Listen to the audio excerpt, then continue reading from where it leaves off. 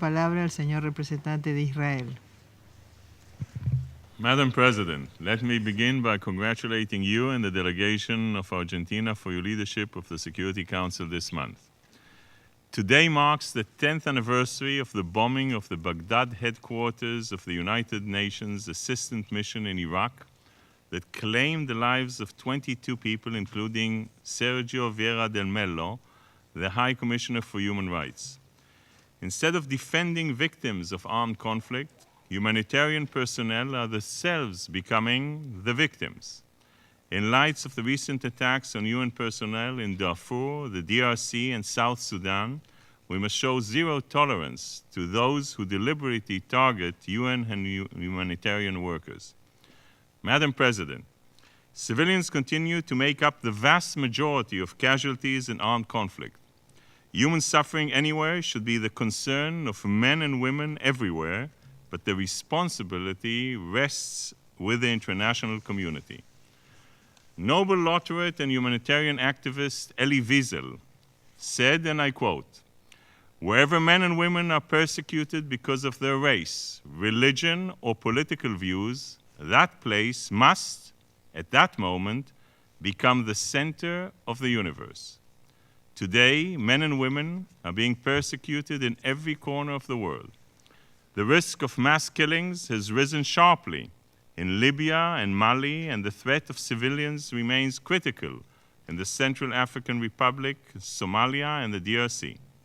But nowhere is the situation bleaker than in the Middle East, where nations gained their independence long ago, but many people did not. After years of stifling repression and brutal oppression, the people of the Middle East said enough is enough. Millions have poured into the streets from Benghazi to Beirut and from Tehran to Tunis. They have raised their voices for liberty, for democracy, and for opportunity. Madam President, by far the worst instance has been Bashar al-Assad's murderous campaign against the Syrian people. Day after day, there are reports of detentions and disappearances, of soldiers ordered to fire on civilians, and of people being kidnapped, beaten, and tortured. From Hama to Hula, from Dera to Damascus, innocent people are being slaughtered. In its June report, the UN Commission of Injury investigating the hostilities in Syria said, and I quote, "Crimes that shock the conscience have become a daily reality. Humanity has been the casualty of this war." End of quote. The atrocities in Syria have been made possible by the backing of that Assad receives from Hezbollah. For months, Hezbollah leader Hassan Nasrallah denied Hezbollah's involvement in the Syrian conflict. Today, the whole world knows that his guerrillas are battling their fellow Arab Muslims in Syria and threatening to tip the fragile sectarian balance. Nasrallah has repeatedly vowed to keep the murderous Assad regime in power. This past Friday, he personally committed himself to fighting in Syria if necessary, saying, and I quote, "If the battle requires me to go, I will go." Nasrallah has proven that he has no regard for the lives that has been lost, for the people who have been forced to flee, or to the untold suffering of the Syrian people. This same disregard for human life is clear in Lebanon, where Hezbollah's arsenal has become larger than that of many NATO countries.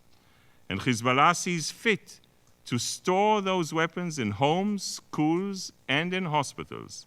It would seem that the people of Lebanon are more valuable to Hezbollah as human shields than as human beings. Hezbollah is a ruthless terrorist group committing double war crimes by operating within civilian populations, directing attacks against civilian populations. Madam President, before proclaiming his support for the Assad regime, Nasrallah traveled to Iran to secure financial and military backing from Ayatollah Khamenei. We must not forget that the first non-violent protests were in the streets of Tehran, and the Iranian government's response was to torture, detain, and even kill peaceful protesters. These Iranian protesters were human rights activists, former government officials, clerics, students, professors, journalists, and bloggers. For those who thought that Rouhani's election would be in the dawn of a new Iran, take note.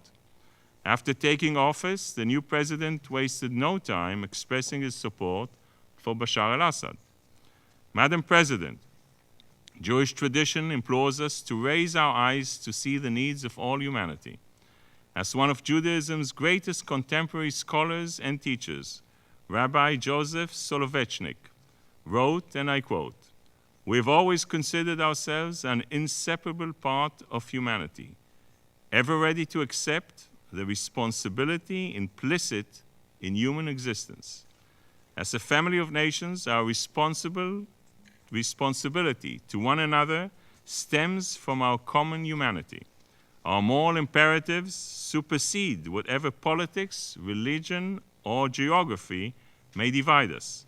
From the deserts of Africa to the jungles of South America, we must stand together to ensure people everywhere have freedom, opportunity, and dignity." Thank you, Madam President. Doy las gracias al señor representante de Israel.